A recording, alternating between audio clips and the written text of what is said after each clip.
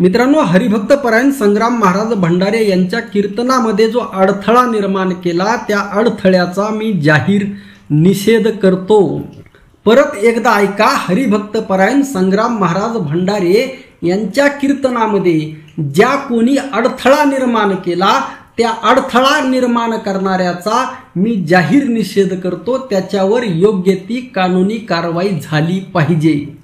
मित्रांनो, प्रत्येकाला आपलं मत मांडण्याचा अधिकार आहे आणि वारकरी संप्रदायामध्ये कीर्तनकार किंवा जी नारदाची गादी आहे ते एक असं व्यासपीठ आहे, ते एक असं विचारपीठ आहे।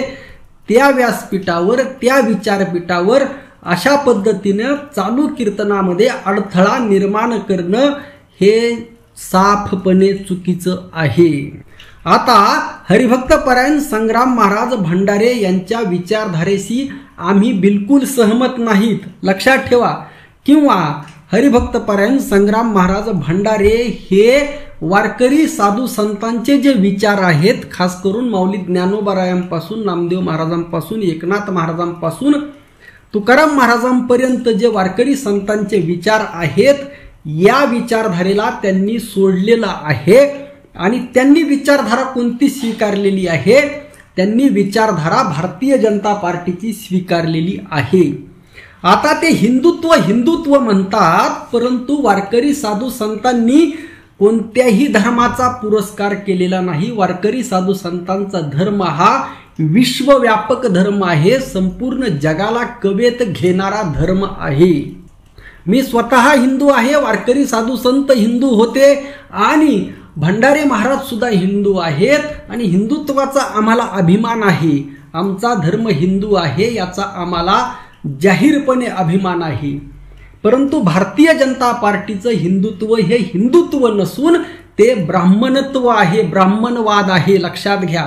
आणि या ब्राह्मणवादाला बळी पडलेले संग्राम महाराज भंडारे आहेत, लक्षात ठेवा। येथे ब्राह्मण वेगळा आणि ब्राह्मणवाद वेगळा या अर्थाने बोलत आहे।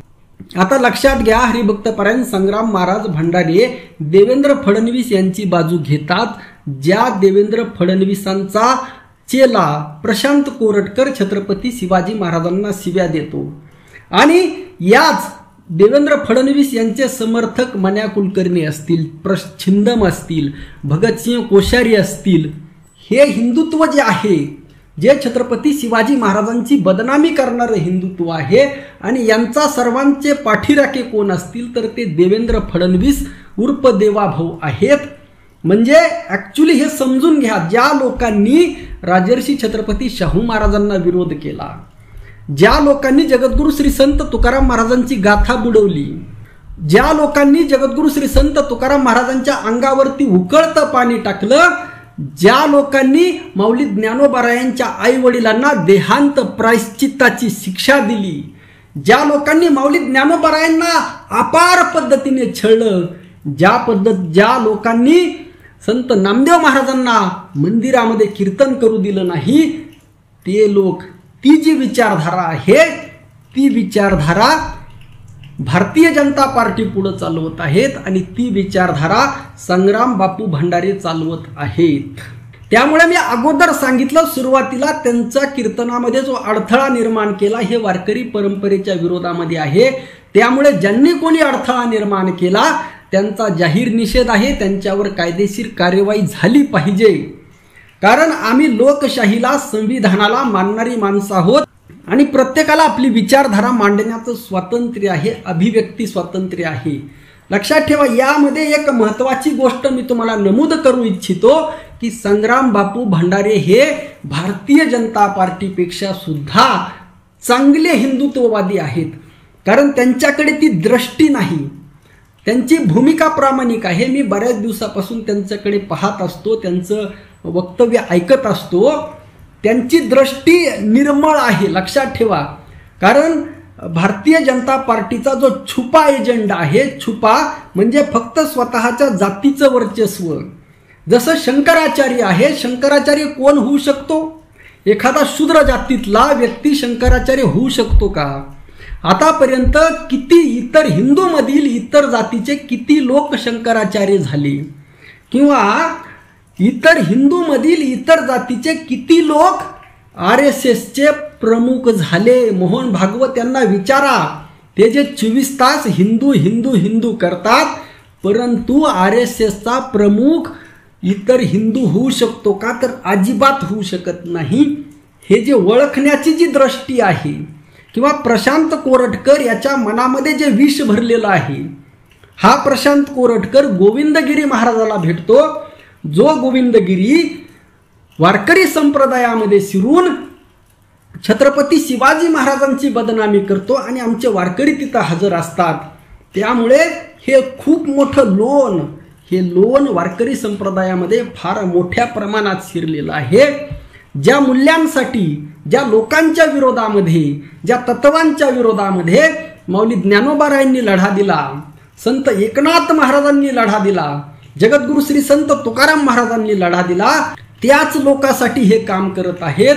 म्हणजे तुकाराम महाराजांच्या विचारांच्या विरोधामध्ये काम करत आहेत. संत एकनाथ महाराजांच्या विरोधामध्ये हे लोक काम करत आहेत. संत एकनाथ महाराजांचं कार्य किती प्रचंड आहे. नाथ महाराजांनी कीर्तनाची मर्यादा काय सांगितलेली आहे? सगुण चरित्रे परम पवित्रे सादर वर्णावी, सज्जन वृंदे मनोभावी आदी वंदावी. काय सांगितलेलं आहे? सगुण चरित्रे परम पवित्रे सादर वर्णावी, सज्जन वृंदे मनोभावी आदी वंदावी. लक्षात ठेवा, कुणाचं चरित्र सांगायचं आहे? देवाचं सांगायचं आहे, संतांचं सांगायचं आहे. संत संगी अंतरंगे नाम बोलावे, कीर्तन रंगी देवा सानिध्य सुखे डोलावे. येथे सुद्धा संतांच्या संगतीमध्ये नामस्मरण आणि कीर्तनामध्ये सुखाने डोलायचं आहे. तर ते देवाच्या संगतीमध्ये, मग देव कुठं आहे ते सांगायचं आहे. देव म्हणजे काय ते सांगायचं आहे. संतांनी देवाची व्याख्या काय केलेली आहे? जे का रंजले गांजले त्यासी म्हणे, जो आपुले तोची साधू ओळखावा, देव तेथेची जाणावा. ही जी देवाची व्याख्या केलेली आहे. भक्ती ज्ञान विरहित गोष्टी इतरांना कराव्या. भक्ती सांगायची आहे, ज्ञान सांगायचं आहे, वैराग्य सांगायचं आहे. याच्या पलीकडे गोष्टी सांगायच्या नाही. तर प्रेम भरे वैराग्याच्या युक्ती विवाराव्या. प्रेमाने, लक्षात ठेवा, हे सगळं प्रेमाने, प्रेमाच्या रसाने सांगायचं आहे. वैराग्याच्या युक्ती सांगायच्या आहेत. जे जे संतांनी सांगितलेलं आहे, जे गाथेमध्ये आहे, जे नामदेव महाराजांच्या गाथेमध्ये आहे, जे तुकाराम महाराजांच्या गाथेमध्ये आहे, जेणेकरून मूर्ती ठसावी अंतरी श्रीहरीची. कीर्तन सांगताना तुमच्या अंतरंगामध्ये पांडुरंगाची मूर्ती समोरच्या श्रोत्याला दिसली पाहिजे. तुमच्या आतला पांडुरंग, कीर्तनकाराच्या आतला पांडुरंग श्रोत्याला दिसला पाहिजे. ऐसी कीर्तन मर्यादा आहे संतांच्या घरची. ही कीर्तन मर्यादा आहे. अद्वय भजने अखंड स्मरणे वाजवी करटाळी, एका जनार्दनी मुक्त होय तत्काळी. अशा पद्धतीची कीर्तन मर्यादा संत एकनाथ महाराजांनी सांगितलेली आहे. मित्रांनो, देव म्हणजे काय? धर्म म्हणजे काय? कर्मकांड म्हणजे काय? कर्मकांडाला वारकरी साधू संतांनी कशा पद्धतीने विरोध केला हे तर हे लोक सांगतच नाहीत.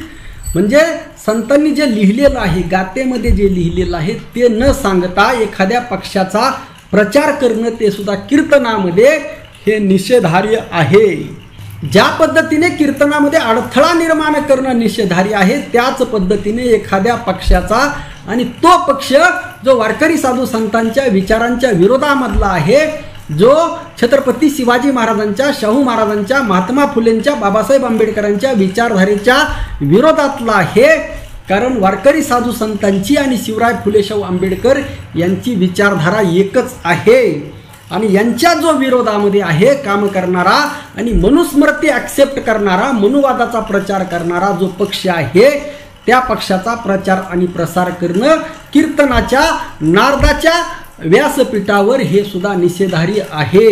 अहो, नाथ महाराजांना किती त्रास झाला पहा. संत एकनाथ महाराजांचं चरित्र पहा, किती त्रास झालेला आहे या मूल्यांसाठी, या मानवी मूल्यांसाठी. संत हे मानवतावादी आहेत. हे विश्वची माझे घर ऐसी मती जयाची स्थिर, किंबहुना चराचर आपणची झाला. ही बुद्धी, हे अंतकरण संताचं आहे. संताचं अंतकरण हे विश्वव्यापक आहे. यामध्ये द्वेष नाही, यामध्ये भेद नाही. आणि हे लोक भेद निर्माण करत आहेत, द्वेष निर्माण करत आहेत. आता यांचंच एक वाक्य आहे, आता मी तुम्हाला कधीतरी सांगणार आहे. गौतम बुद्धाविषयी, बौद्ध धम्माविषयी किती द्वेष या भंडारे महाराजांच्या एका कीर्तनामध्ये मी ऐकलेलं आहे. अरे बाबांनो, तुमच्या हा डोक्यातला द्वेष जर निघत नसेल, न करावा द्वेष भूतांचा मत्सर, तर तुम्ही कीर्तनकार म्हणून घेण्याच्या योग्यतेचे आहात का याचं आत्मपरीक्षण करा आणि खुशाल एखाद्या पक्षामध्ये सामील होऊन त्याचा प्रचार आणि प्रसार करा. परंतु त्यासाठी हे व्यासपीठ नाही. तुम्ही कीर्तनही करा, कीर्तनाच्या जागेवर कीर्तन करा आणि इतर वेळामध्ये तुम्ही पक्षाचा प्रचार प्रसार करा, ते योग्य राहील. आपलं सर्वांचं मत नक्की कळवा. रामकृष्ण हरी. जय जगद्गुरु. जय शिवराय. जय भीम.